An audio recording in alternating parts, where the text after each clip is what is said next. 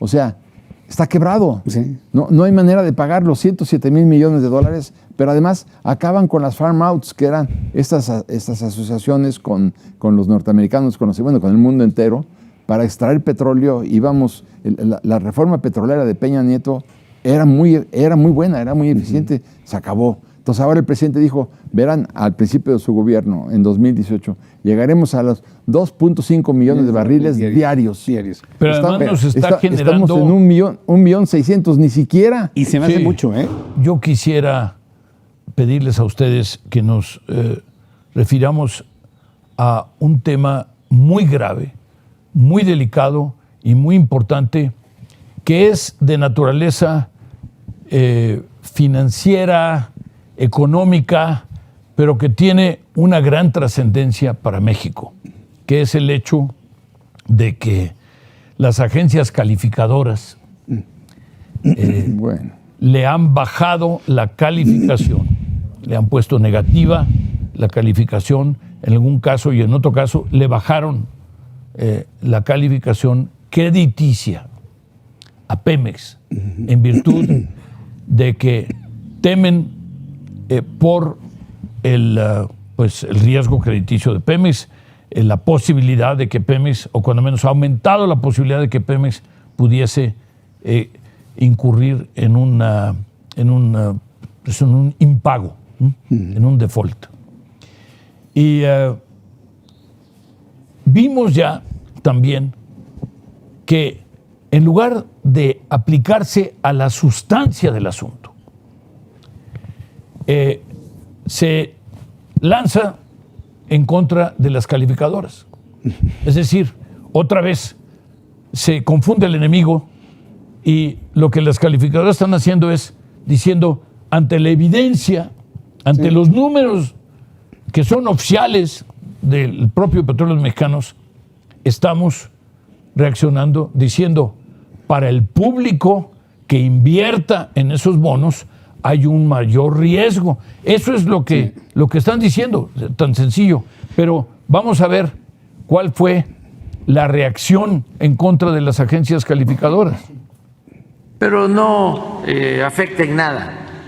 Es parte de la simulación que existía durante el predominio del modelo neoliberal. Es como a estas alturas tomar en cuenta lo que opine el Fondo Monetario Internacional, que está totalmente desacreditado. Por ejemplo, continúa la crisis en Argentina. ¿Y quién produjo esa crisis o quién la alentó? El Fondo Monetario Internacional, por cuestiones políticas e ideológicas, no por cuestiones económicas, financieras, técnicas. Las calificadoras, pues es lo mismo. Cuando no solo estaba mal la economía, sino imperaba la corrupción en Pemex, en todas las empresas públicas, era muy buena la calificación para Pemex y para la Comisión Federal. Me recuerda también a otra calificadora, la calificadora de los aeropuertos. Cuando el aeropuerto de la Ciudad de México lo dominaba el crimen organizado, el narcotráfico, cuando García Luna y Felipe Calderón tenía la máxima categoría, el aeropuerto de la ciudad. Cuando llegamos nosotros nos bajan de categoría, ahora que está cuidado el aeropuerto y ya no entra la droga que entraba con licencia. Son calificadoras, pues, que actúan en función de intereses. Lo peor de todo es que hasta se les tiene que pagar. Miren, lo que me preocupa muchísimo y debe preocuparnos a todos es otra vez que se están yendo en contra del mensajero en lugar de ver a la sustancia, ¿no? el problema de Pemex es que Pemex ha tenido un pésimo desempeño, una pésima administración. Y está quebrado. Y pues hemos visto ya, decía alguno de los periódicos que lleva como 6 años de tener cifras negativas y de tener un balance negativo. Es decir, si pone el activo y el pasivo, pues pesa más el pasivo, ¿no? Quiere decir que tiene números negativos hoy Petróleos Mexicanos. Pero al doble. Sí, pero lo más importante es ¿por qué? Y entonces se dice, es el modelo neoliberal y son las agencias calificadoras y es el viejo modelo cuando existía la corrupción, etcétera. Es decir, se pierde la sustancia del asunto y además se confunde al enemigo. Y cuando uno confunde al enemigo, el problema es que uno pierde las batallas, ¿no?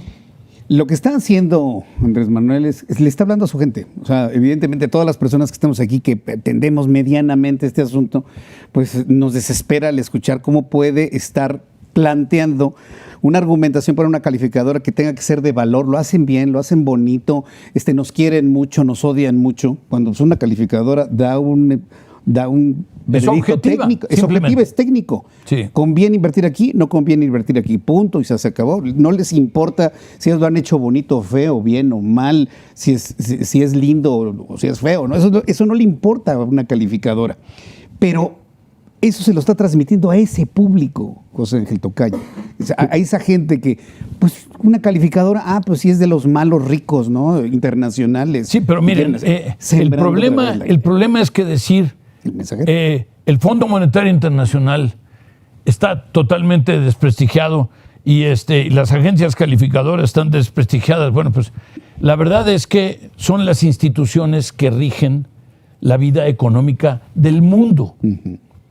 Y otra vez, no puede uno simplemente decir, están muy desprestigiados. Y peor aún, usar el ejemplo de Argentina, en que han tenido malas políticas públicas, malas políticas económicas, malas políticas financieras ya durante varias décadas, lo cual los tiene en una crisis pues prácticamente perpetua, eterna, ¿no? Sí.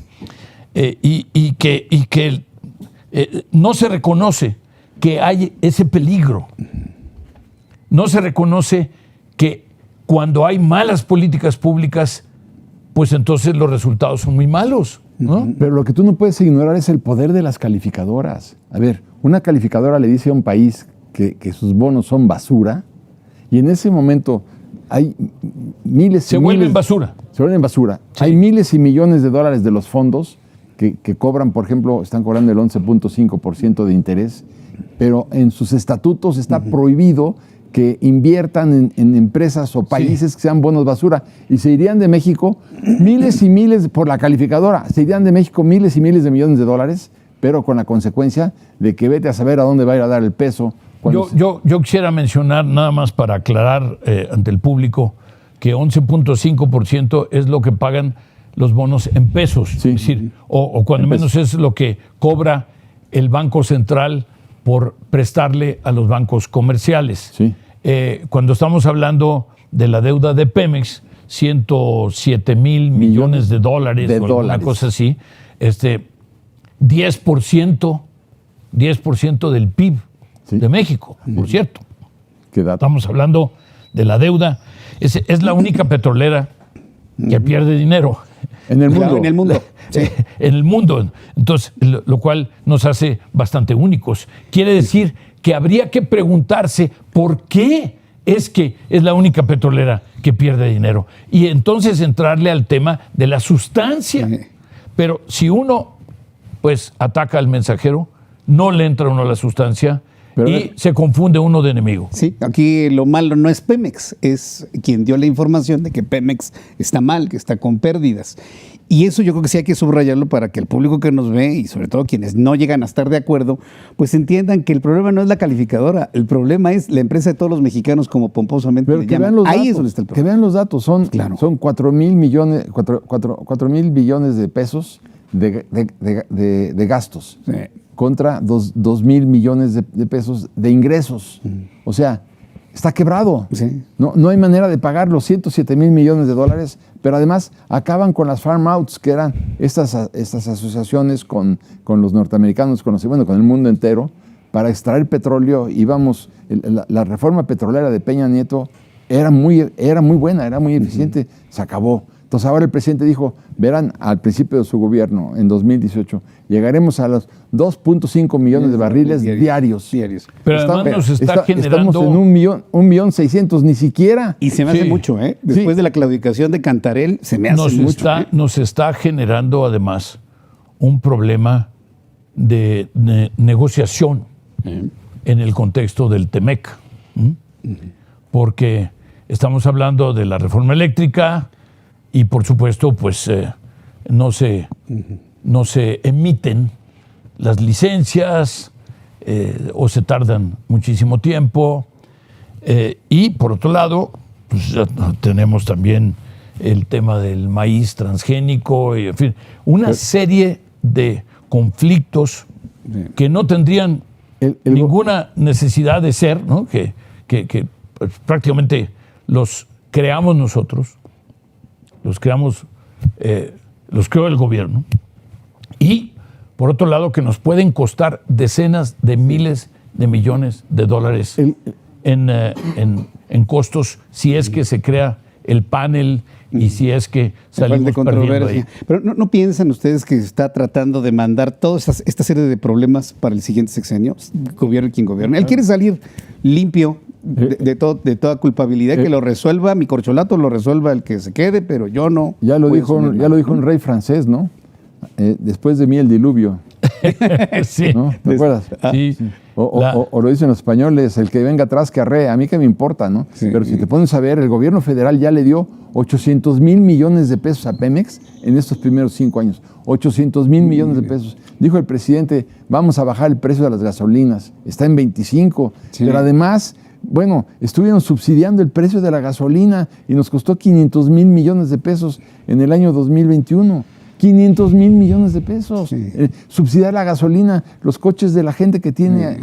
que es un hecho inexplicable. Bajó el dólar, que por cierto el precio de la gasolina está ligado evidentemente al dólar, pero la gasolina no baja. No baja el dólar, pero no baja la gasolina. Me preguntaban, oye Jesús Martín, pues es lo que hay que preguntarle al presidente, ¿por qué no baja la gasolina? Entonces dices, a ver, dijo que iba a bajar la gasolina se disparó. Sí. Dijo que íbamos a extraer 2,5 millones de barriles diarios y estamos en 1.5. O sea, vamos a hacer una empresa de Pemex. A pesar del enorme costo fiscal que representó el subsidio a las gasolinas. Pero miren, el problema del subsidio a las gasolinas, además, es que es muy inequitativo, porque es básicamente a favor de los que más tienen, de los que tienen autos y de los que consumen por lo tanto, más combustibles, y en contra de los que menos tienen y de los que pues tienen que usar el transporte público, sí, claro, y tienen que usar...